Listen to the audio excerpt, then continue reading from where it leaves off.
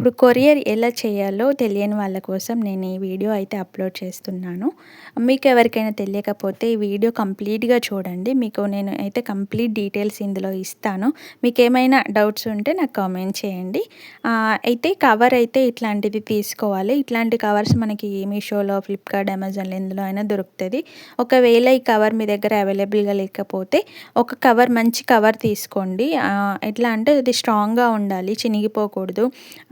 Transfer చేసేటప్పుడు వాళ్ళు అటు ఇటు పోతాయి కదా, సో చినిగిపోయి క్లాత్ బయటకు వచ్చే ఛాన్సెస్ ఉంటాయి. అందుకోసమని స్ట్రాంగ్ కవర్ తీసుకొని మంచిగా దాన్ని శారీ కానీ ఇప్పుడు మీరు ఏదైతే పంపిస్తా అనుకుంటున్నారో దాన్ని ఆ కవర్లో పెట్టేసి మంచిగా ఇప్పుడు బాక్సెస్కి వేస్తారు కదా ప్లాస్టరు, ఆ ప్లాస్టర్ని వేసి మంచిగా బయటికి రాకుండా అయితే పెట్టాలి.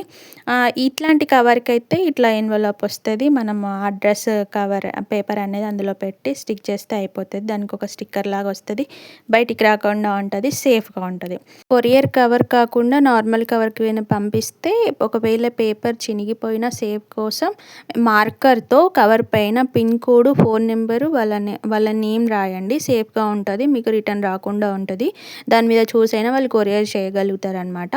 ఇప్పుడు అడ్రస్ రాద్దాము. ఒక పేపర్ తీసుకొని దానిపైన 2 అనే అడ్రస్ మనం పంపిస్తున్న వారి నేమ్ అనమాట.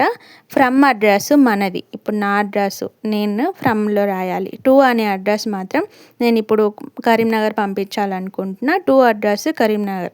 ఫ్రమ్ అడ్రస్ సిద్దిపేట నాదనమాట. సౌమ్య, సిద్దిపేట నాది. నేను ఇక్కడ డీటెయిల్స్ ఏం రాయట్లేదు, సో కొంచెం సేఫ్ కోసమని డీటెయిల్స్ ఏం రాయట్లేదు. మీకు క్లియర్గా చెప్తా. మీరు ఒకవేళ అర్థం కాకపోతే మళ్ళీ చూడండి, వీడియో చూసి పంపించండి. ఏం తప్పు చేయొద్దు. తప్పు చేస్తే ఏంటంటే మళ్ళీ రిటర్న్ మీకే వస్తుంది కొరియరు. సో అలా జరగకుండా ఉండాలంటే మీరు కొంచెం వీడియో స్కిప్ చేయకుండా చూసి మీరైతే కొరియర్ చేయండి, ఓకేనా.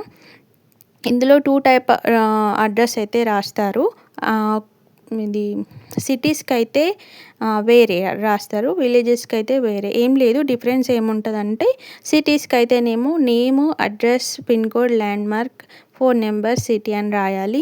అండ్ విలేజెస్కి పంపించాలంటే కొంచెం క్లారిటీ ఇవ్వాలి కాబట్టి అక్కడ నేము, విలేజ్, డిస్ట్రిక్ట్, మండల్ అని రాయాలి. అంతే డిఫరెన్స్, ఎందుకంటే వాళ్ళకి కొంచెం క్లారిటీ ఉంటుంది, డీటెయిల్ క్లియర్గా ఉంటుంది కాబట్టి.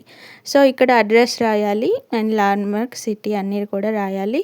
మెయిన్ చెప్తున్నా, 2 ఫ్రమ్ దగ్గర అస్సలు కన్ఫ్యూజ్ కావద్దు. 2 అనే అడ్రస్ మాత్రం కస్టమర్ డీటెయిల్స్ రాయాలి. ఫ్రమ్ అనే address మనదన్నమాట.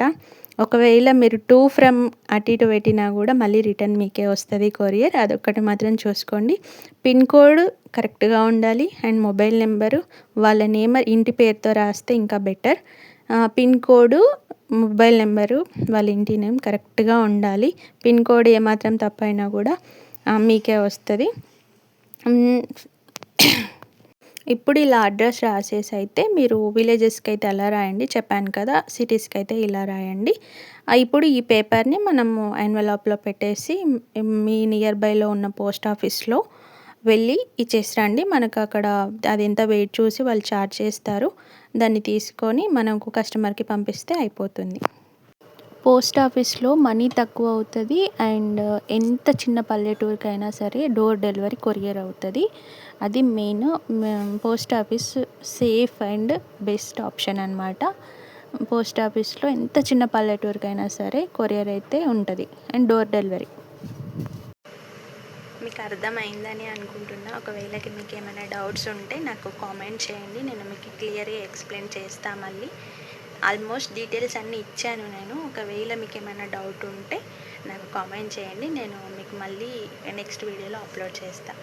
Thank you. Please support చేయండి.